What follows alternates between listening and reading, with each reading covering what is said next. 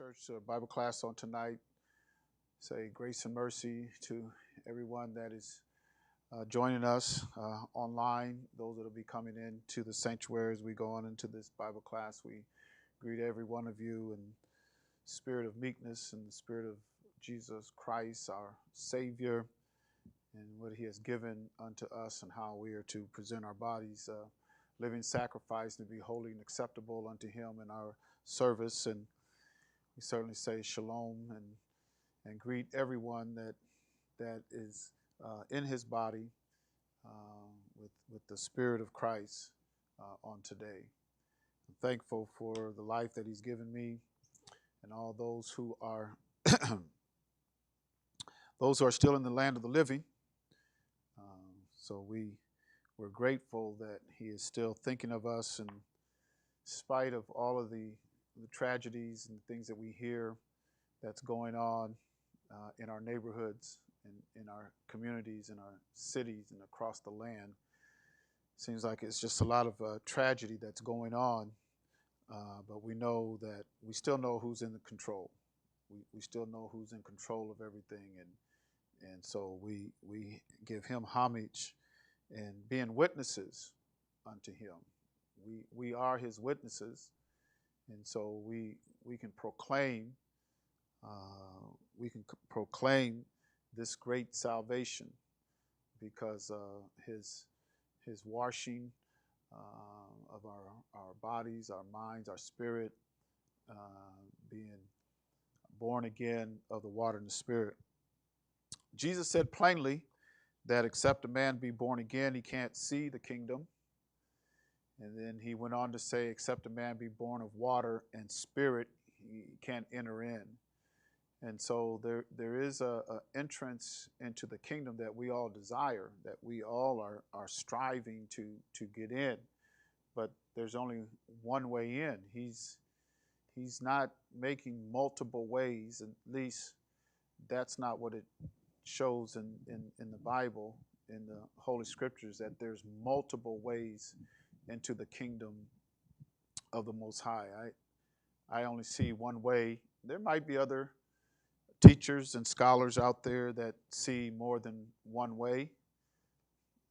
I heard before that there's 12 gates to the city, so there must be 12 ways to get in. I don't think that's an accurate understanding of the 12 gates with the names of the sons of Jacob.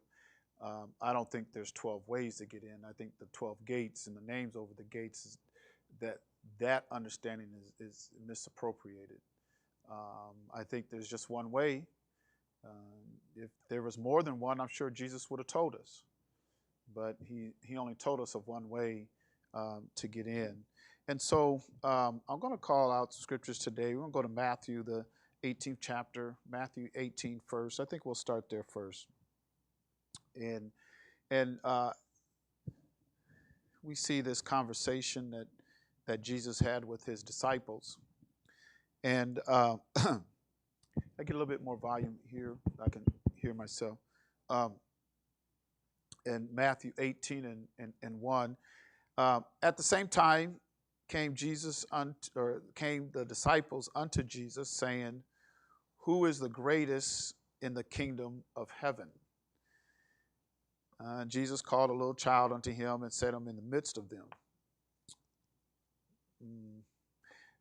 It's kind of like human nature. We all should be able to relate to that. Everybody wants to be the greatest. That's something. Everybody wants to be, got to be on top. I got to be the best. I want to sit closest to Jesus. I want to be.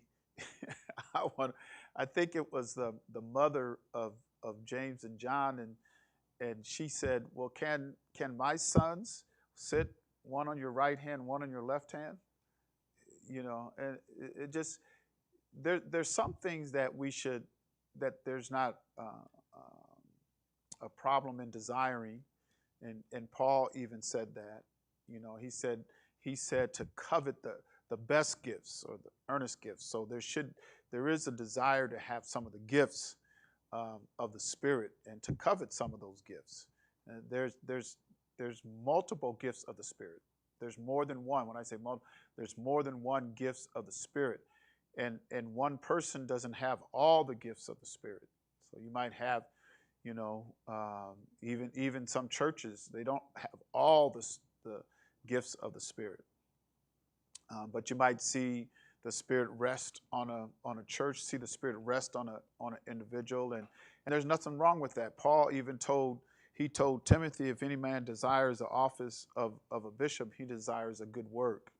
So there's some things that we can desire, that we can go after in the kingdom. We have to be careful when we try to get into a competition and we want to compete against one another for a certain position. And the disciples were not only for themselves, but just trying to get an insight into what Christ had thought about the greatest. They put a who on it. Who is the greatest as being an individual, being a person. Who being a person, and they were asking, trying to see what Jesus had in mind about the greatest. But and Jesus, verse 2, and Jesus called a little child unto him and set him in the midst of them. And Jesus just had a heart for children. If you are short-tempered or I understand how I come from the day and the age when parents were raising children and children were supposed to be seen and not heard. That was kind of the age that I grew up. A different age today. It's just really different today. You see little control over children. I'm not saying no control, because you have some houses that are doing it right, but there's a lot of houses out there that is the whole house is just unrecognizable towards the reflection of the book, and whose fault is it? We can go round and round about whose fault it is that our houses are in disarray. But the age that I grew up, you had parents had more control over the children than you see today. That there was some isolated, houses, or there was some chaos here and there, and there was no perfect house. But you've seen the traditional families, just a traditional family. In fact, I can remember, I'm not that old, please, not that old, but I remember, even the discussion of divorce was like taboo. I mean, it was like, man, you don't even talk about that. And then, the relationship that a man would have with a woman was like taboo.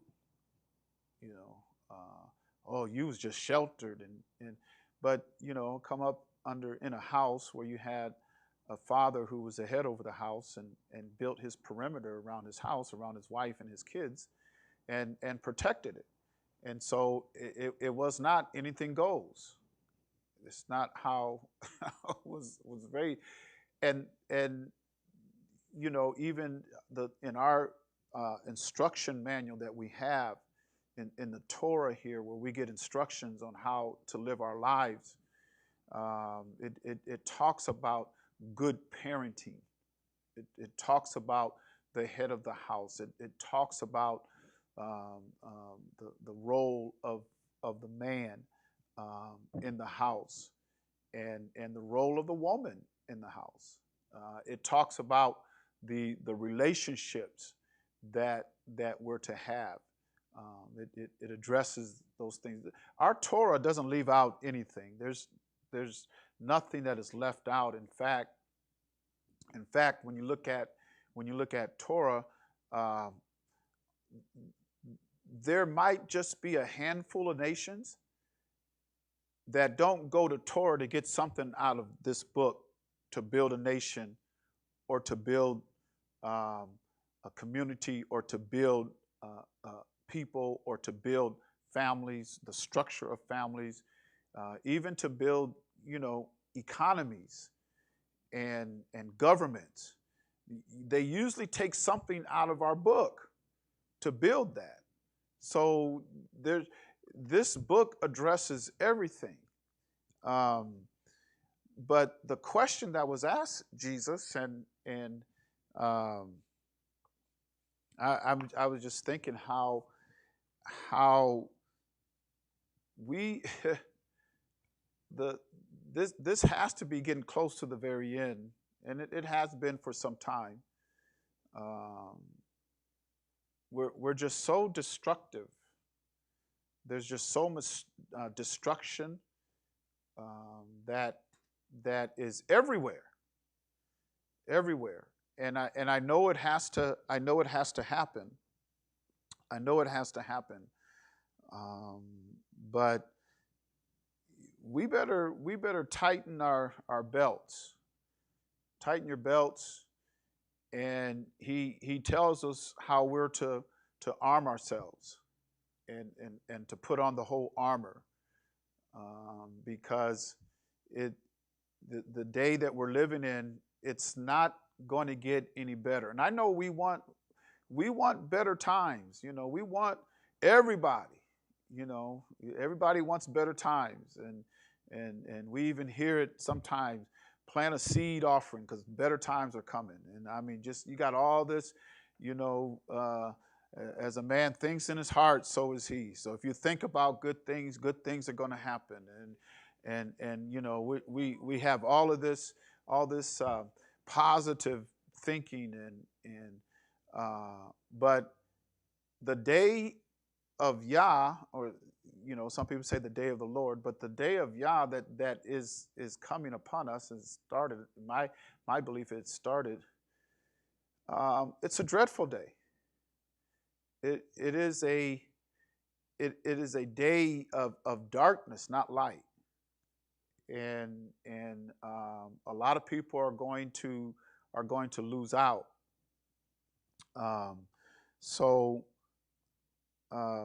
I just kind of thinking, but back to our text here.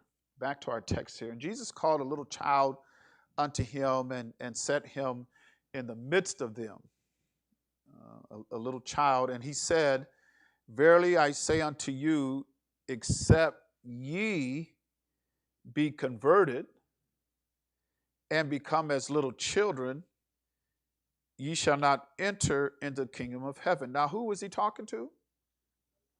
He was talking to his disciples. He was talking to his hand-picked disciples, where he says, haven't I chosen you 12, and one of you is the devil? He was speaking to those who were closest to him in his 3.5-year ministry. And he's telling his disciples, he says, except you be converted. So the example, why would he leave you out when he's telling his disciples they had to be converted? Why do you think you special? Who are you? If the ones that were closest to him, that he had handpicked in that day, and he's telling his disciples, you got to be converted. You have to be converted. And he even told Peter, I think it's in the book of Luke, he told Peter, he said, Satan has desired to sift thee as wheat. But he says, but when you're what? Anybody know what that says? But when you're converted, strengthen thy brethren. So the Apostle Peter had to go through this conversion and be converted.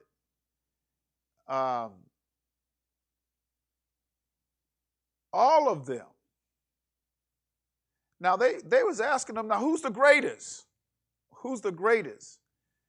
But he's telling them, if you're not going to be converted and become as a child, and then now we have to have an understanding of not only the conversion part of it, but also what he meant by being a child. And it doesn't mean, he wasn't referring to, I want you to be immature children. He wasn't saying, I want you to, live immature all your life. Because I think that's how some people look at it in the church. Some people in the church feel that, well, he said we can be as children. I got to be as a child. So they rest on their immaturity. And that's not what he was dealing with. He wasn't dealing with you being immature all of your life. Paul picks it up in Corinthians, and he says, when I was a child, I spake like a child. I acted like a child. I understood as a child. But when I became a man, then I put away childish things. So we have to have an element of understanding that when Christ says there must be a conversion, and upon your conversion, you have to be like one of the children that he had brought into the circle with him. And I wonder, I mean, we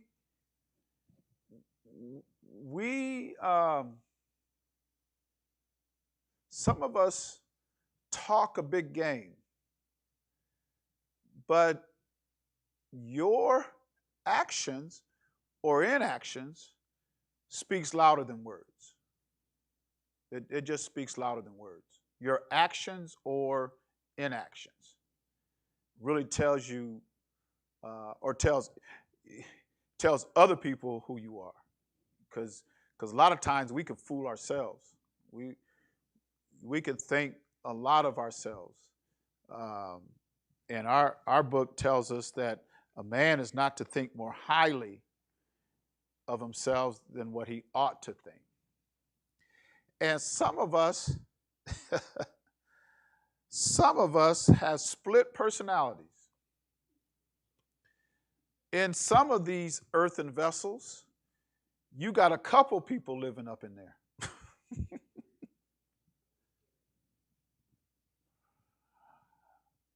It's sad, but when you can be one way around certain people, and then you get in a group of other people and you can be something else, and then you're around another group of people and you're somebody else, it's like, how many personalities do you got? Which one is the real one? Which one is the real one? Is the real person you at home? Is the real person you on the job? Is the real person you in the sanctuary around the church and the members of the body? Which one is the real one? Because you have some folks that I'm just convinced there's more than one person living up in that house,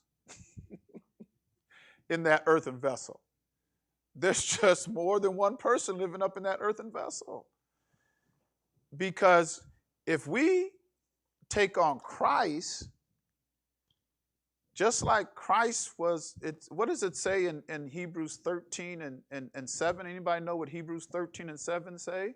Or 13 and 8? Jesus Christ the same yesterday, today, and forever. Now, if I'm taking on Christ, I have to have some continuity in my life. I have to. And usually with a child, and we know children, we're raising children. Children in a great sense are innocent. They're they're they're open book. You could put a lot in a child. Um, you can teach a child. A child is teachable, and we want to get our children at young ages where they are teachable. Now, if you put nothing in a child from the time that they're born to the time that they start school, 5, 6, 7, 8, you've put nothing in them. So the only thing that they're learning is through society and school. And then all of a sudden they become a teenager and you don't like them. I don't like what I see now. Wait a minute. I want to change things. It's too late. It's too late.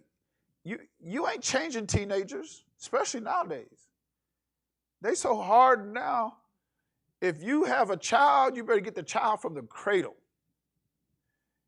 And as an open book and an open mind, you better start feeding that mind, feeding that book, writing in that book, because if you wait till they're teenagers, then I don't know where this person came from. They've been in my house all these years, but I don't know where they came from. Came from your house. That's where they come from. Help me. He said, unless there's a conversion and you become as little children, and a child, theoretically a child is what we would say innocent. Even though they're born into sin, we still say that they're innocent. I mean, you can mold them, you can shape them. So when somebody is converted into Christ and they become like a child, they are an open book. You should be able to mold them with the word. Now, I'm not talking, you got some shepherds and some leaders that they want to mold you and shape you into them. And, everybody's got to be, they want a church looks like a cookie cutter, and everybody, the pastor goes to the right, everybody goes to the right. Pastor goes to the left, everybody goes to the left. Pastor back up, everybody back up. Pastor go forward, they go forward. Everybody looks like the pastor. Everybody looks like the pastor's wife. All the men look like the pastor, and all the women look like the pastor's wife. It used to be said, we said it a few years ago, if everybody in the church was like you, what kind of church would that be? If everybody was like you. But our Father in heaven, he's not a cookie cutter, but the word that gets planted in us. When David said, thy word have I hid in my heart, that I might not sin against thee. The uniformity that we have should be that we're not going to sin against him. That's the uniformity. I might not look like you. Don't expect me to look like you. I'm so tired of it. Don't expect me to look like you.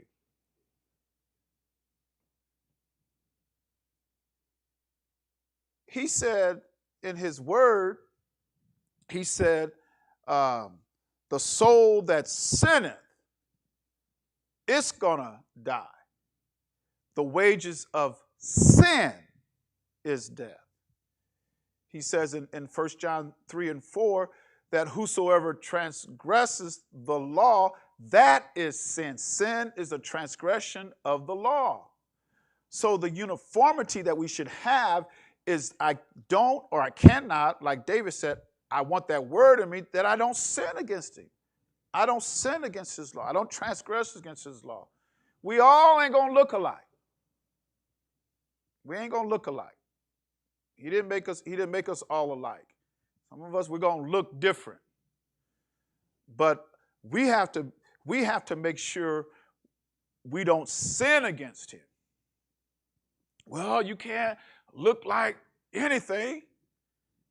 I'm mindful of a king by the name of Nebuchadnezzar who was sitting high and mighty on his throne. And I'm sure he thought he was untouchable. Can't nobody, he was the head of that beast. He was that golden kingdom. But he thought too much of himself. And so the Most High had to take him down and said, I'm going to take you down off your throne. You're going out into the woods. You're going to be like an animal. It says he grew talon. He ate with animals. The dew was on his back. He became so hairy he probably looked like an animal when he took his mind. So and then what was it when the Most High let him have his mind back after 7 years? He came back upon his throne, and he told everybody in his reign, where he reigned, all the promise he reigned, he told them, ain't no God like the God of Israel. Y'all better leave him alone. Ain't none like him. And we get trapped into a lot of little things that we have to be careful, because what he will not tolerate is sin. That's what's going to send a lot of folks to hell, is sin. And then we got to be careful of man's law, because man will give you all kind of laws. He might give you a law because he don't like you. I don't like you. So you got to do this, you got to do that, and put stuff on you that you know you can't do because he don't like you. We got to be careful of that. But he said the conversion, and then being like a child, like children. Children are malleable. They're workable. Children, they might get upset or cry. They might even have, you see children playing, and they might have a little brush up. And they might even get into a little scuffle. Might even fight. And you got to pull them off one another and everything. You keep parents out of it and keep grown folks out of it. Give them an hour or so, them kids playing again. They just playing, and well, I thought y'all, and sometimes parents go, what's going on? Y'all was just fighting one another, and they just playing with each other and everything. You get grown folks out of the way, because what we do is let me take my child, and then we try to turn these children against one another. Then we have aught with one another, and then my child against this child. This child, we don't like this child. That's not children. And when you see children that are so evil, there is an adult somewhere in their life putting all that evil in them. Unless Jesus ain't right. Now, I'm going to believe Jesus.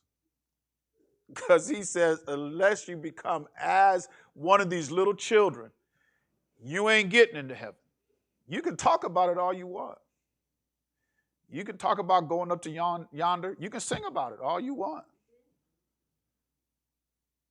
But if you can't be teachable, if you can't be malleable, if you can't be sensitive to teaching and an instructor,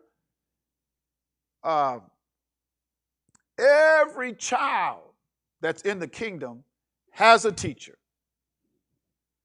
I don't need no pastor. I don't need no shepherd. You ain't in the kingdom. Go on with your bad self. Because you ain't going to get in the kingdom. Because he says, I'll give you shepherds according to my heart that's going to feed you. The feeding of knowledge and understanding. So you can't be a child or be converted if you can't be fed. You can't. Children can be, you know what they say about children that are inquisitive? Because some children just talk all the time. You have to tell them, okay, it's time to be quiet. And you have to tell them what time it is. You have to take them to Ecclesiastes chapter 3. Take a child to Ecclesiastes chapter 3 and read it to him. Because it says there's a time and a season for what? Everything under the sun. There's a time and a season for everything under the sun. Take them there and then start breaking it down. And you got to tell them, now, son or daughter, there's a time to talk. And then there's a time to refrain from talking. You got to know what time it is. But a child will learn that, and so they know that whatever situation they're in, is it time for me to talk? If it's time for a child to talk, how do you know when you have a wise child? How do you, yeah, I heard somebody say something about, they ask a lot of questions, very inquisitive. A child that is seeking knowledge will ask questions. Disciples asked him a lot of questions. They went off with Jesus and they said, why are you talking to him in parables? I mean, then they took him aside and said, you got to explain that parable. What did you mean by that parable? And I mean, so they asked him questions because they were seeking knowledge and understanding. A child that does not talk to their teacher or their instructor or their, in this case, it would be Jesus, our master, our feeder. If you're not talking to him and asking him questions, you ain't seeking no knowledge. You ain't seeking no knowledge. Knowledge comes with questions. And you can tell if you got a child that's seeking knowledge. Man, that child, they just inquisitive, man. They question. I sat down with them for 5 minutes. They must have asked me 10 questions. That's what a child would do. They want to know everything. They feed their mind, So when he told his disciples, when y'all get converted now, I want you to become as these children, like this child. You should be malleable. You should be able to receive instruction. You should be able to receive, it's in Proverbs, and it talks about those who seek after instruction or desire instruction. And a wise son, I think it's in the first chapter of Proverbs, talks about a wise son seeketh instruction. So if you are a child, and we like to say, I'm a child of God. Well, if you are a child, then you're seeking instruction. You're not out. It says in Proverbs, it just come to my mind, but it says, a child left to themselves will bring shame unto his mother. A child left to themselves. So mothers shouldn't forsake their children, but children should not forsake their instructor or their teacher or their master. And when you say master, we're speaking of Christ. Because no pastor or shepherd is your Christ. Not one. No, not one. No, not one. You got one Christ. And we should all realize, I got one Christ. I got one Messiah, one anointed one. Only one that died for me. That's it. One died for me. And that day's coming, we're going to see the holes in his hand. And see that hole in his side in that glorified body. And we're going to see it. Just like John and Thomas and all of them, and they seen that glorified body, we're going to see that glorified body too. He says, except you become as a child, you shall not enter into the kingdom of heaven. Whosoever therefore shall listen, humble himself as this little child. So there is no greatness without any humility. No greatness. Whosoever therefore shall humble himself as this little child, the same is greatest in the kingdom of heaven. I wonder how the disciples felt.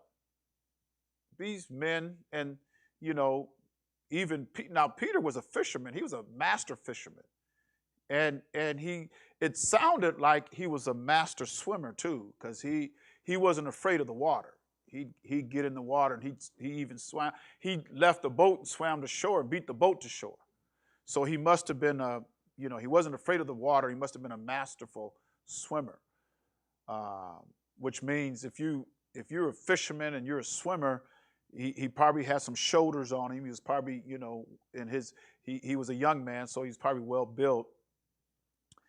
So I wonder how those disciples felt when he said he compared them to this little child.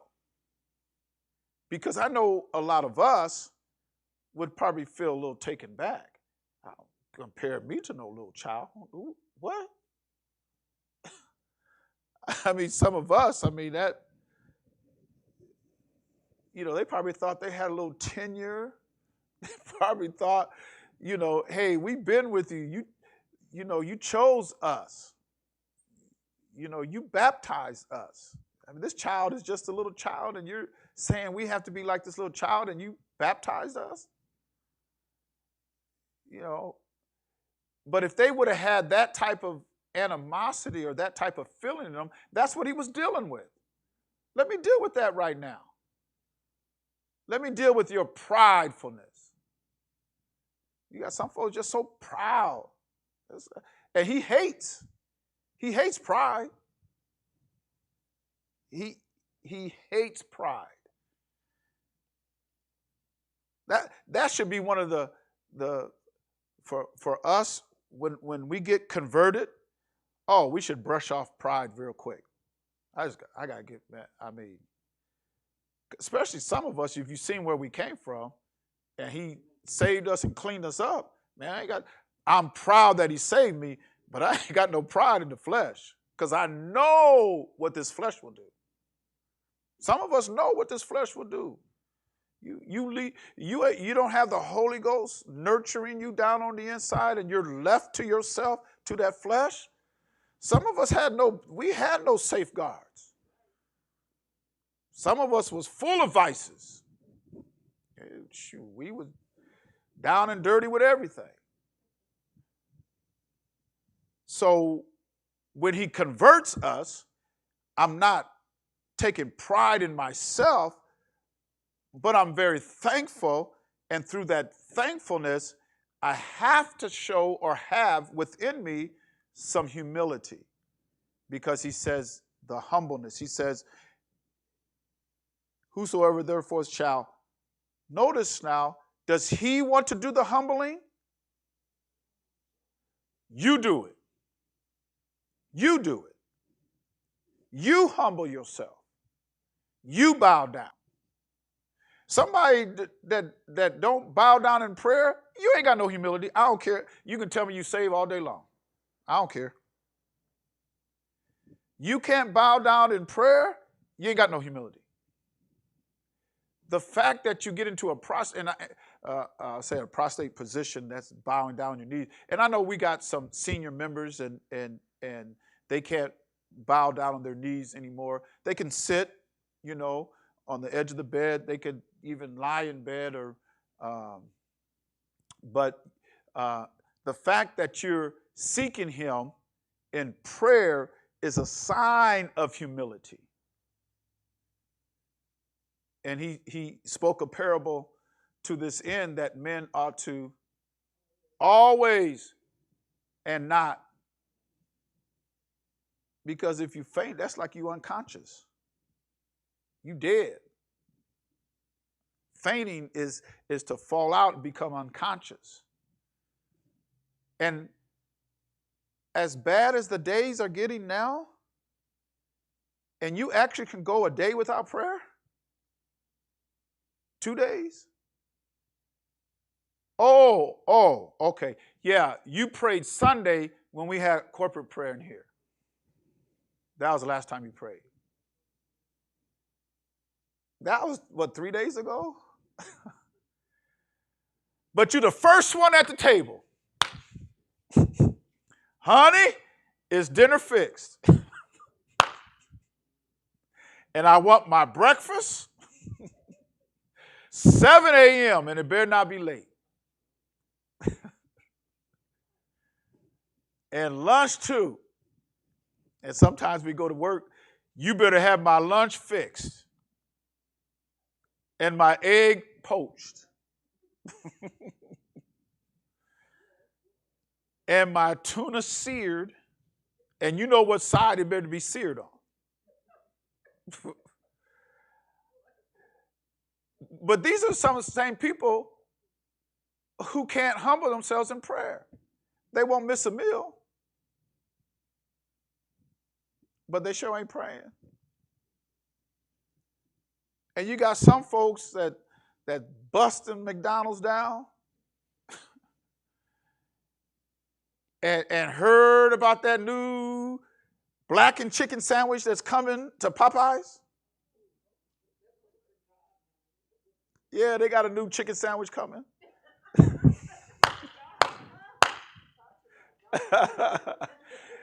They got a new chicken sandwich coming. I wonder how many lives are going to be lost. I'm serious. Now, somebody lost their life over a chicken sandwich before at Popeyes. Yeah. They weren't able to get a chicken sandwich or they ran out or something, and somebody lost their life. I forget what city. I don't know if it was in Chicago. Was it in Chicago? But where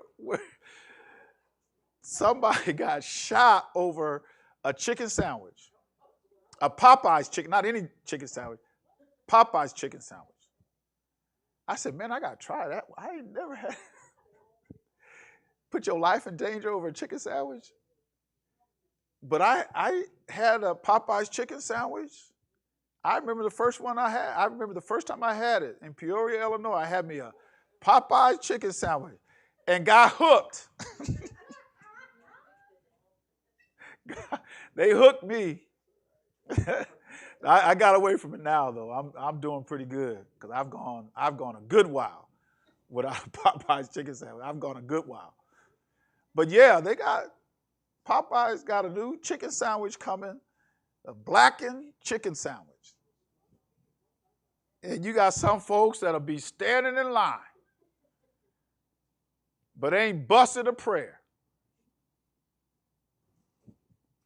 I'm totally honest with y'all. I got to be totally honest. I don't know how you're gonna make it without prayer. I don't. I'm be totally honest with you. And you heard me say it before. You commit to prayer the same hour every day. You commit to prayer, He'll meet you there. If you commit.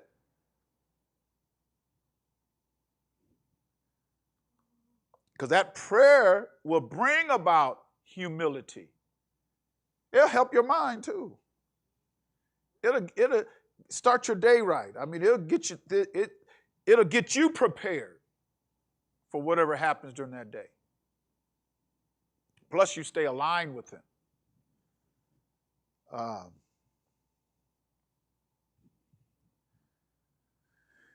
But He said here that Jesus said that you should do the humbling yourself. Really, you don't want the Most High to humble you. Because now he said, I'm only going to put on you what you're able to bear. So you might be surprised what you can bear if He humbles you. Man, woo.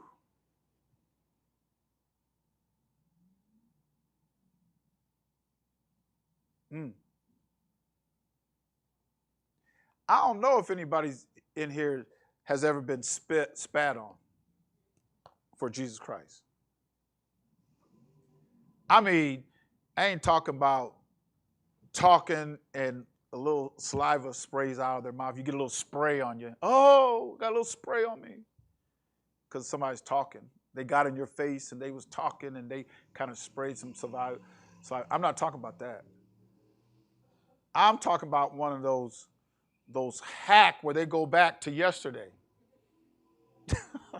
and pull one up and you hear it coming up. You hear it coming. You know, one of the, and you can almost feel the wad. And then they go, yeah, yeah, yeah. I mean, Jesus took it. Some of us been spit, and they spat on us, some of us. Some of us has been buffeted for Christ. And you know what? It's humiliating. It will humble you. It'll either humble you or you'll end up in jail. Because you'll say, well, Jesus turned the other cheek. That don't mean I am. Because some of us are like that. Be serious. Some of y'all, you better not get up in their face like you're going to hit them. They ain't turning the cheek. And they'll tell you they saved. I ain't turning the cheek now. Don't test me.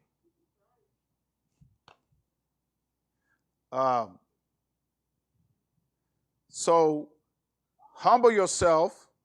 You need to do it as this little child.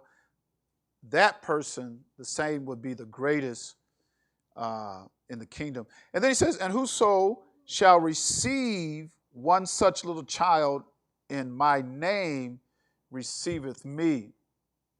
The defense that Christ has for children. It ought to shame anyone that can't tolerate children at all. If you can't tolerate children at all, you're really not going to like what Jesus, how he finishes this up. If you can't tolerate children.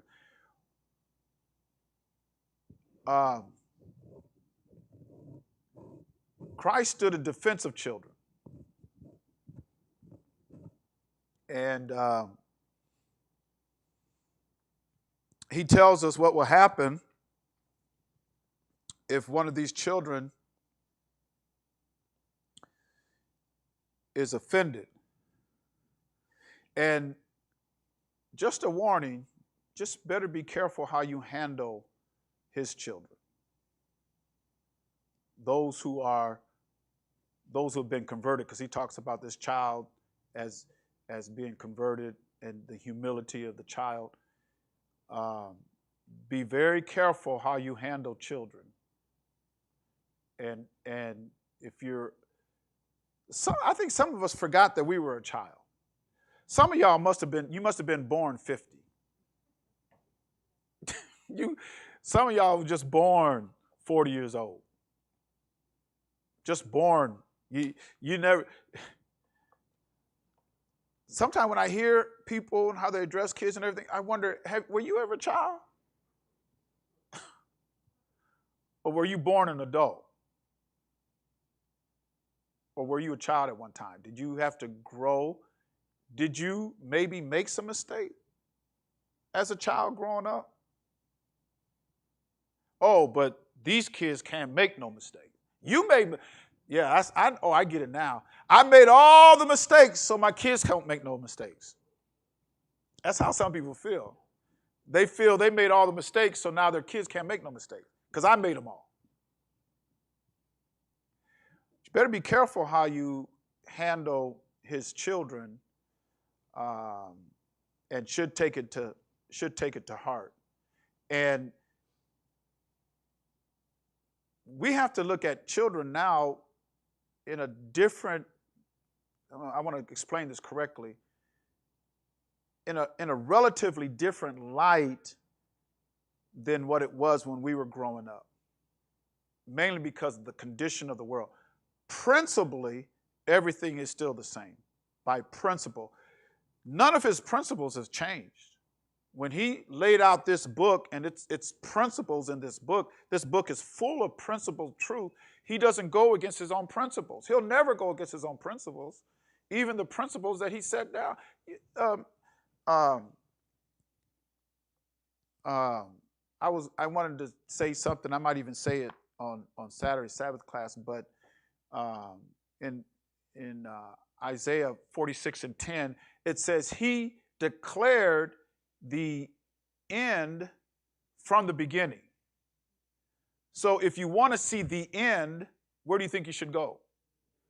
To the beginning. And what is the beginning? In Genesis.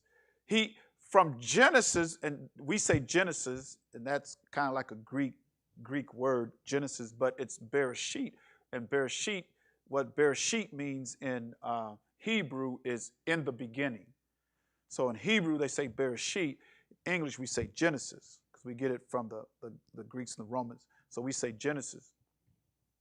But if we want to know what the end is and what the end's going to look like, you better go back to the beginning. Because from the beginning, even in the third chapter of Genesis, and we've been kind of dealing with that verse, Genesis 3:15, he declared the end from that point.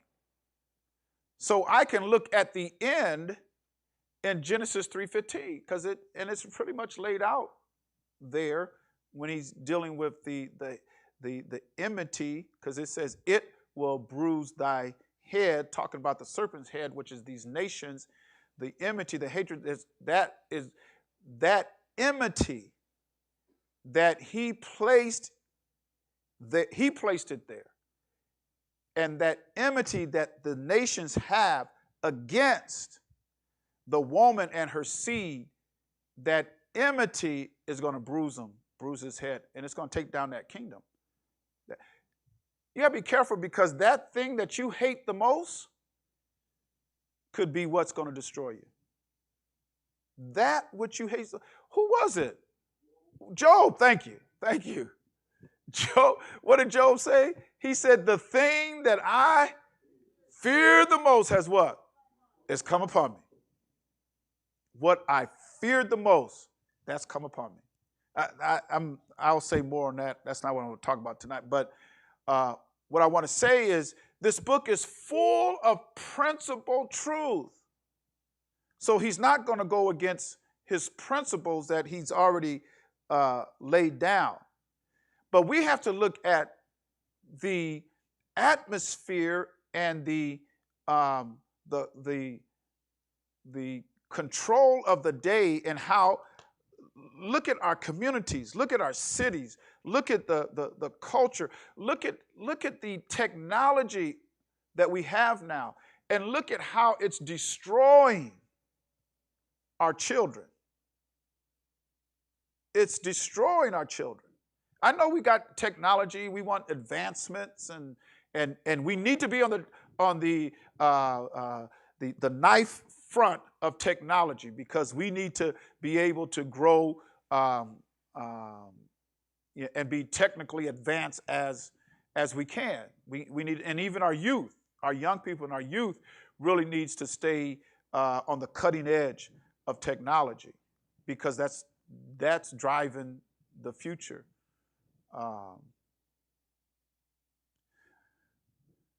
Principles remain the same, but I can't expect these children not to be affected by what's going on in this day, because it wasn't going on in my day. I don't know if I explained that right. Because in our day, and I don't want to say what year, the decade, the 60s, 70s, but back in that day, and those of us who came out of that day, we know how different it is today for young people. We know how different it is. Now, our Father hasn't changed on no principles. Sin is still sin. Sin is transgression against his law. That's still sin. But we have to have an understanding of what these children are faced with today, and be able to still protect them and not offend them. We're going to read what happens here, especially here. He says, you're going to offend one of my children? You're going to offend one of my children? And you're going to call yourself a saint? But you're going to offend one of my children? You don't know what you know. We play.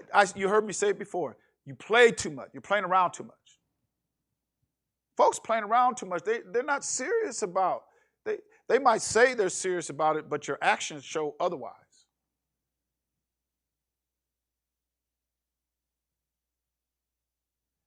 All of us should be protecting these children. All of us. Not trying to offend them and destroy them and ruin them. Okay. All right, well, you don't have to believe me. Let's just listen to what Jesus says. Let's see if you can take this. Verse 6. Let's see if you can take this. But whosoever, so it could be one of his disciples. He says, whosoever shall offend one of these little ones which believe in me. Better be careful. This is how Christ feels about someone, and he says, whosoever. It don't matter who you are. My name is such and such. It don't matter what your name is. Wow, you don't know what family I come from. It don't matter what family you come from. He's talking to his disciples. This is a conversation he had with his disciples, who he had handpicked. He said, whosoever shall offend one of these little ones that believe in me, it were better for him than a millstone. Now, we might not know what a millstone is, but a millstone is like a anvil. You might not know what an anvil is either. Don't know what a millstone is, don't know what an anvil is. An anvil is a big old block of iron that has a point that comes out to it, a solid square base, and it comes out, and it's made so that they put iron in the fire and they mold it down, and then you can form it around that anvil. You can make different degrees of circles. They used it to make the hoofs off for horses, horseshoes. You've heard of horseshoes, but they would use an anvil to make horseshoes on. They put those shoes in the fire, and they put on that anvil. They beat on it. Anvil, I don't know exactly how much an anvil would weigh, but it weighs more than you. So he said it would better for him that a anvil were hung about his neck. Now, that's bad enough to have an anvil for a necklace, because you ain't going nowhere with that. If you had an anvil around your neck, you ain't going nowhere.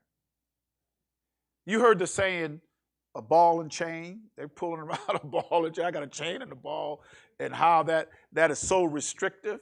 You won't be pulling around no anvil. I think those anvils might have weighed like 500-600 pounds. I mean, those anvils were heavy. Somebody can look it up. You can look it up. You can Google it. How much does an anvil weigh? Somebody can Google that and then let me know. But I think it's 500-600 pounds, somewhere around there. Kind of depends on how, size of it. But an anvil, and I think it's ANVIL. Is that how you spell it? ANVI. Yeah. And then you can see the weight of it. But if that was something that was tied around your neck, it's bad enough it'd be tied around your neck, because it would really be restrictive.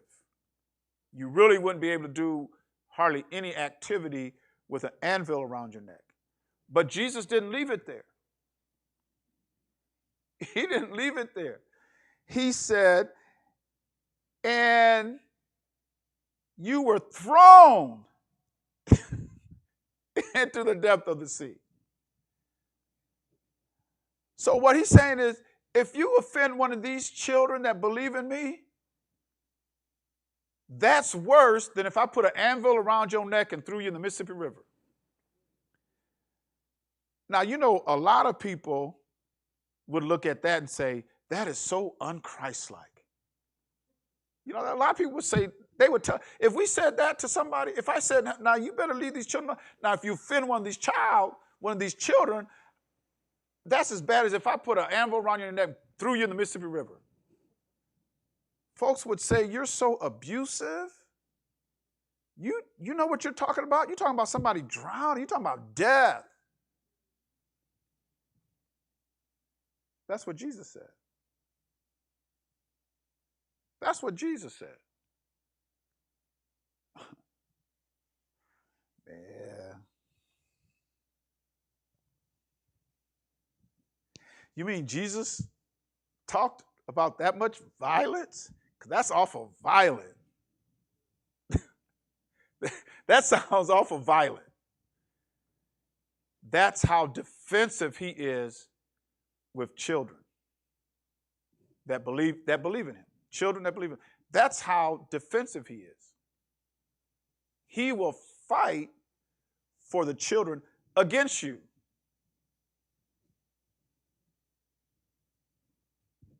I can't stand them kids. I don't lead them kids. I don't want them kids. Better be careful. Better be careful. Careful how we treat children that believe in him. Because this sounds kind of violent to me. And that he would throw me in the Mississippi River. Now, some of y'all wouldn't need an anvil to be thrown in the Mississippi River because you can't swim. So he just throw you in the river. But just in case you could swim, he put a millstone around your neck and throw you in the river. That doesn't sound Christian, does it? It don't, does it? That don't sound like my Jesus. Yeah, you know how some folks say, that don't sound like my Jesus. That don't sound like the good Lord. That's what he said, though. That's what he said, because he don't play. We think he's playing around, especially in this day, when we should be building up ourselves on our most holy faith, praying in the Holy Ghost, when we should be more connected, more united in Christ, when we should be more brotherly.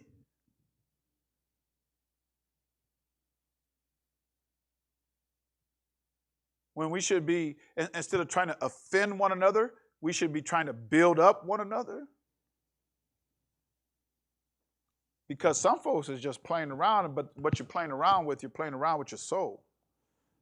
That's what you're playing around with. Don't think that the creator of everything is going to tolerate all of your junk. Don't think he's going to tolerate that. Don't think he's going to tolerate your faithlessness. Don't think he's going to tolerate that.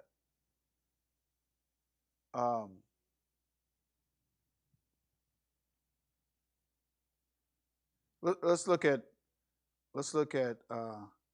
Isaiah 1 and 9. Isaiah 1 and 9.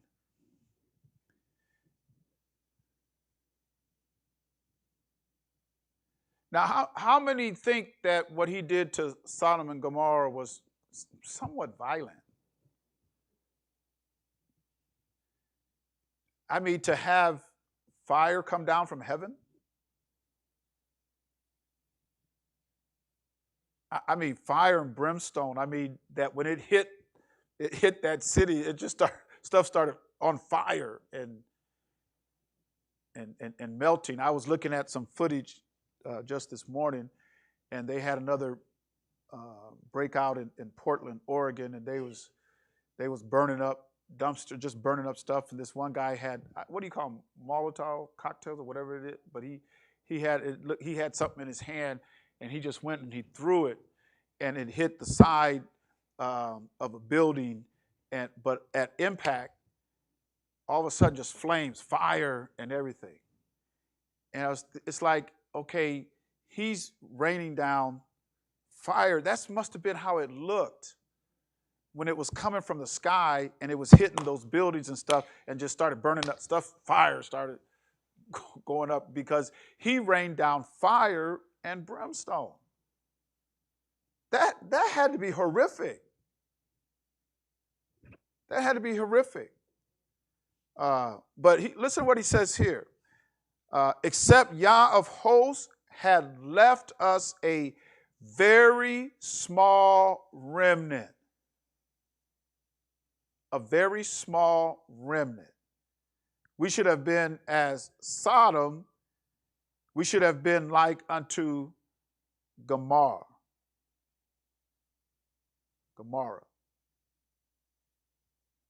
So only he is only going to keep, or those who are survived, it's only going to be a remnant. It's going to be a remnant.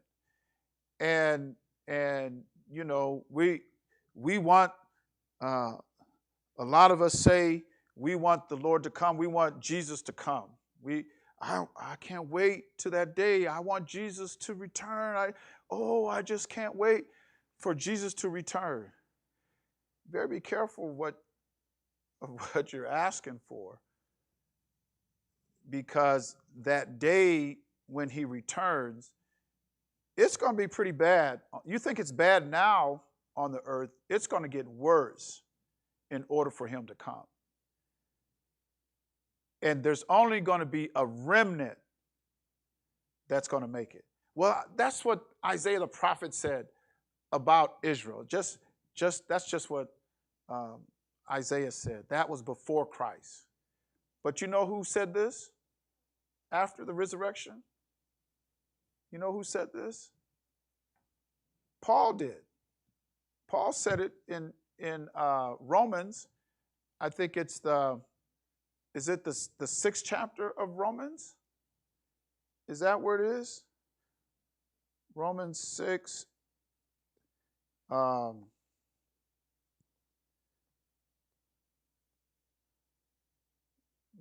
Let's see.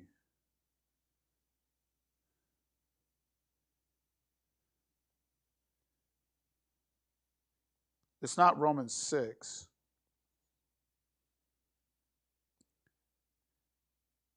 But he said, is that 11?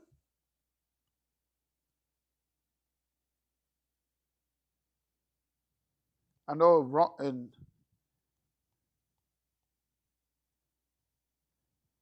Romans 11 and 5, he says it. There's another place in Romans where he talks about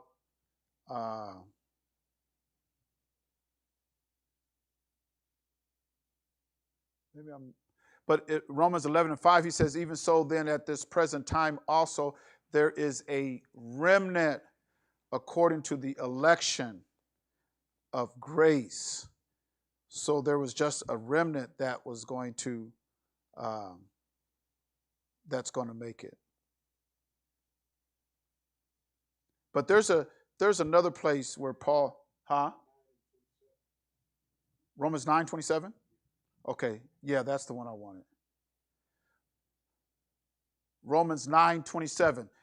This is the same thing that Isaiah said in Isaiah 1 and 9. The very exact thing, because he is principled. And when Isaiah said it in prophecy before Christ, that prophecy still prevails after Christ. And that's why Paul says it here.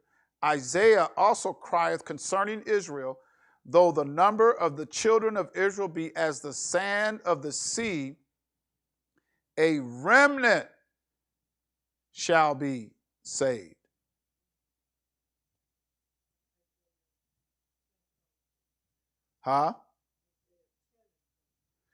Okay. And then, okay, Romans 9:29. We'll go to Isaiah 10:20, but then Romans 9:29.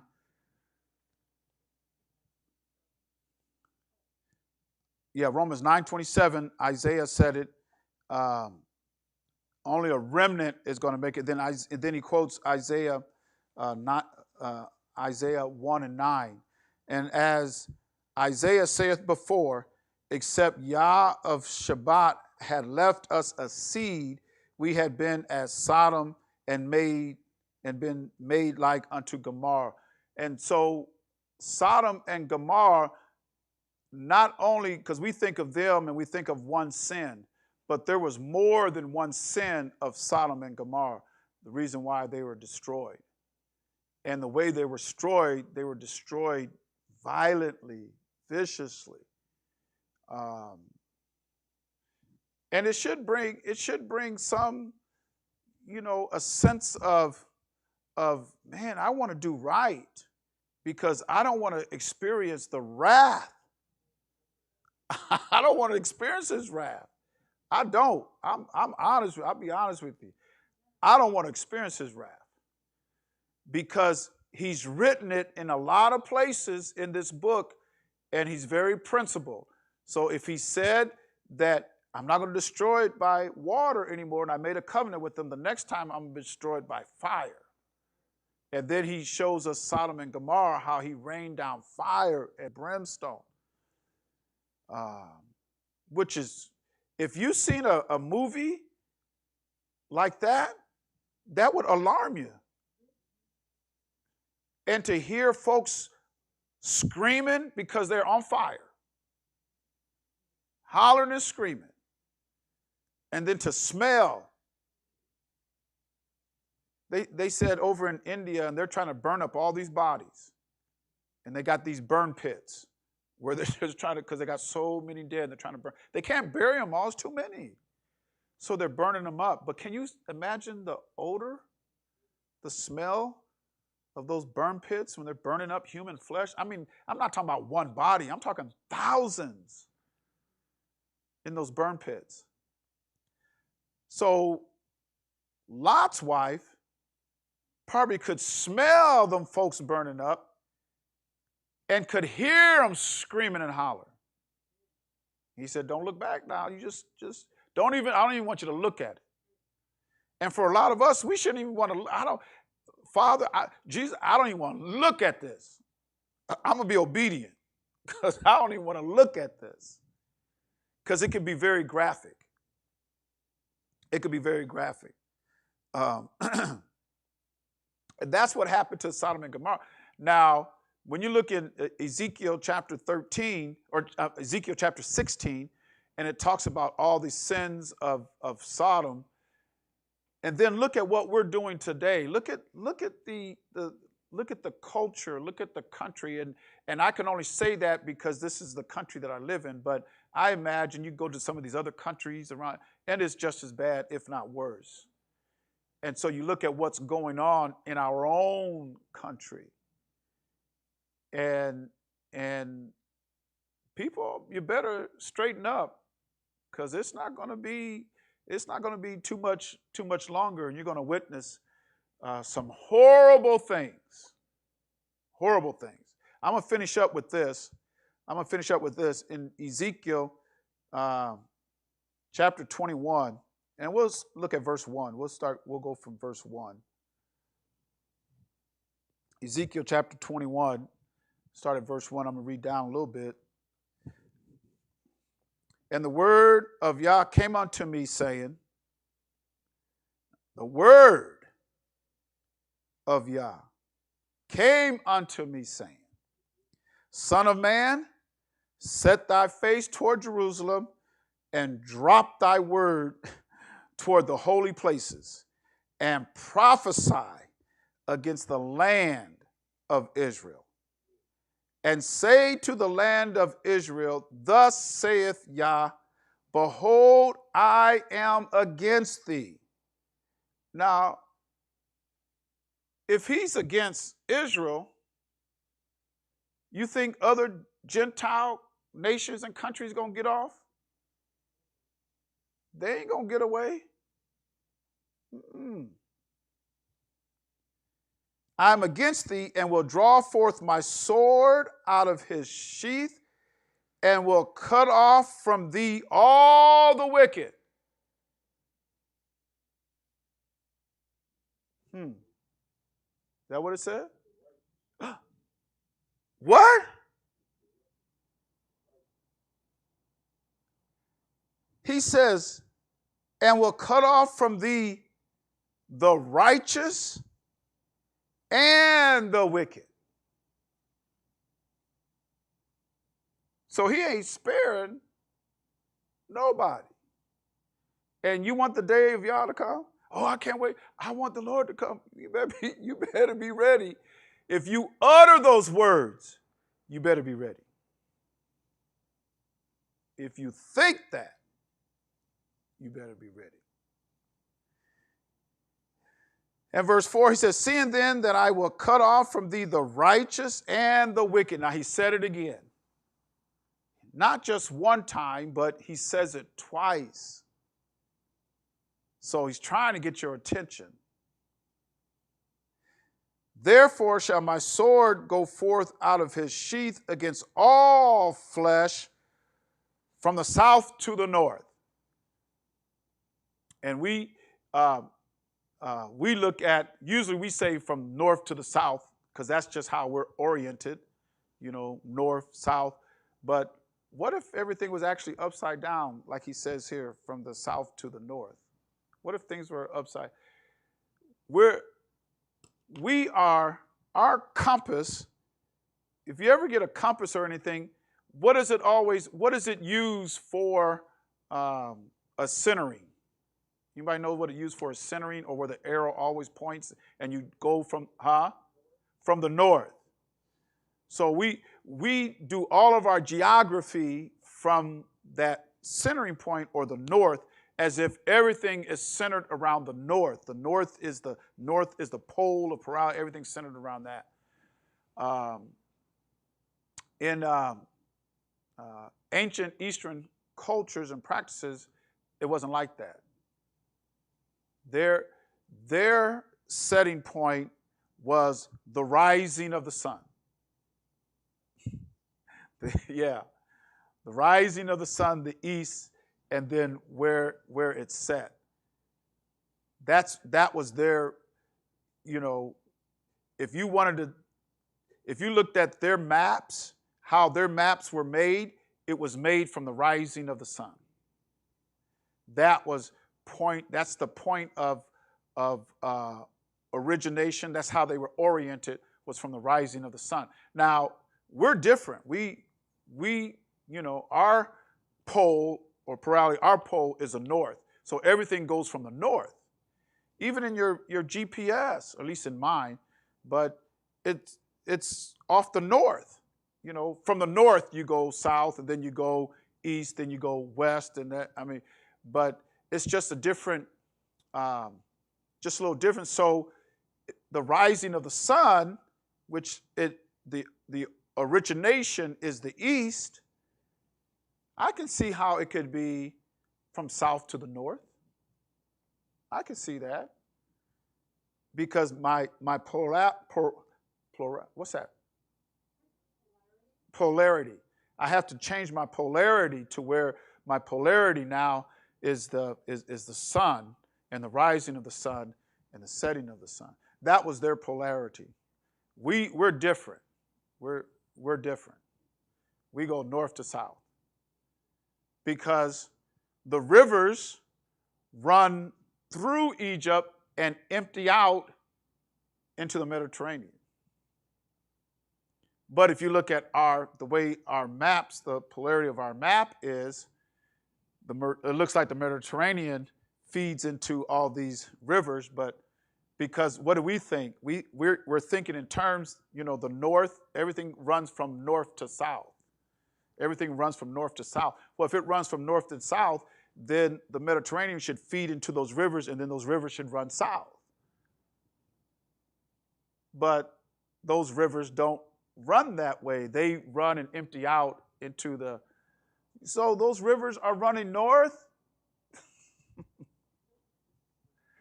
Oh, well, I found it interesting. There you guys know. So he doesn't spare. When he takes out that sheath, which is his judgment, and he's going to judge by the sword. And I know a lot of people want a happy Jesus to come with a smiling face and everything. But that's not how it's going to be. When Jesus comes, it is a day of judgment. It's going to be a day of judgment. And he's going to judge these nations. That's in the book. It's in the book. So when, what we're looking for is we want to escape this judgment or this sheath when he pulls it out. Because when he pulls out that sword out of his sheath, he's righteous and wicked. I thought the righteous was going to be saved. Well, you got to take this up with him. You got to take it up with him. There is a place of refuge for us, and that's why all of us, remember Jesus said that little child that believes in him, he says, unless you're converted and become as a child, unless you humble yourself as a child. So the protection that we have, that protection is going to be in our conversion. That's my place of refuge, is being converted. Because you have some folks, you have to believe there's some folks that lived a better life than you. They ain't got no Holy Ghost. Because you got some folks that had the Holy Ghost. Folks got the Holy Ghost. They've been lying ever since they got the Holy Ghost. You got some folks can't stop lying. I thought you was converted. I thought you was saved. How could you be saved and you just put you in a place and you can't stop lying? I thought you were saved. So you got some folks that are just straight up honest. They just gonna be honest with you, even if it means that it's gonna hurt them or make them look bad. I'm gonna be honest, even if it makes me look bad. You got some folks that's like that. But then you got some other folks, man, they got to protect the flesh. They're going to protect it at all costs. At all costs. So when he takes that sheath out and he starts swinging that sword, if you ain't protected in that place of protection, you can read it on here. What does he say? In verse number 4, therefore shall my sword go forth out of his sheath against all flesh. That includes you. All flesh. From the south to the north. And the reason why I say lying and stuff, because people don't think lying is a sin. They don't think lying's a sin. Because they'll be dishonest with you. But didn't he say in Revelations 21:8, what did he say? All liars. So it don't make, you can code it, but when that sword comes out and he starts cutting, and he's cutting all flesh and killing all flesh, liars are going to be cut up. You can't escape.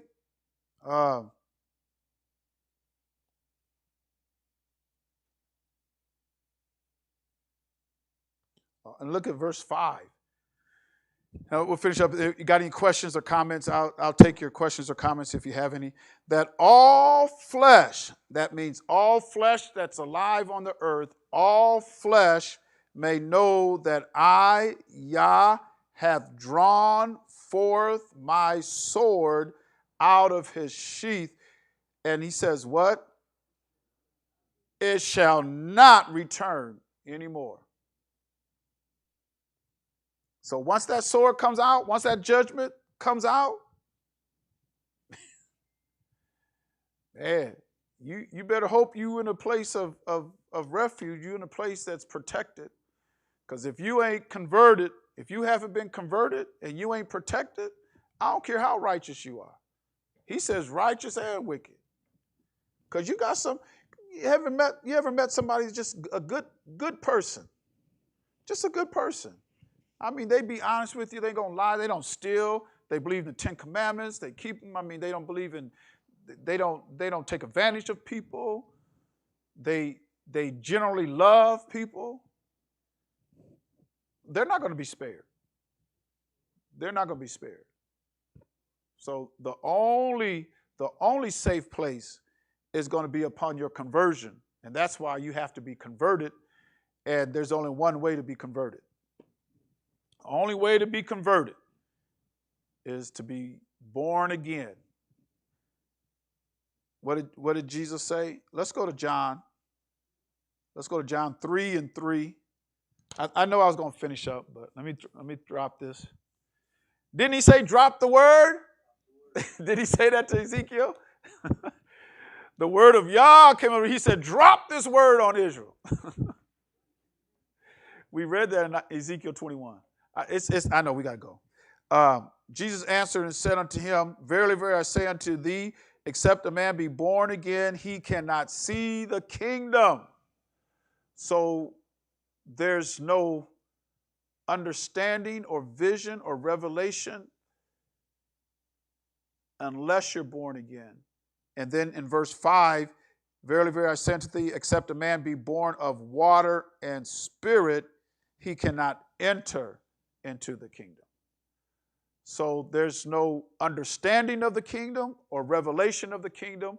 And that's why a lot of people can't see the kingdom. They can't see it because it comes through a birth. You have to be born again in order to see it. Then you got to be born of water and spirit in order to enter in. And that's the only access into the kingdom. Only access. Right? Okay. Any questions or comments out there? It's getting late. It's 9 o'clock. So we're going to end up this Bible class on that note. Marvel not that you must be born again. Yes.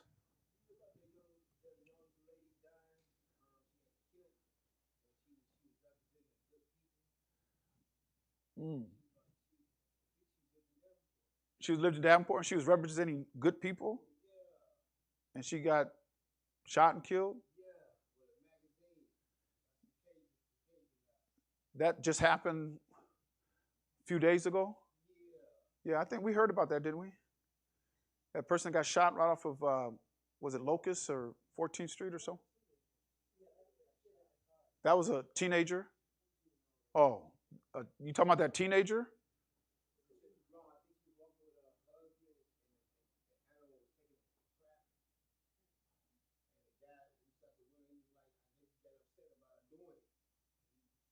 Oh, no, I didn't hear about that one.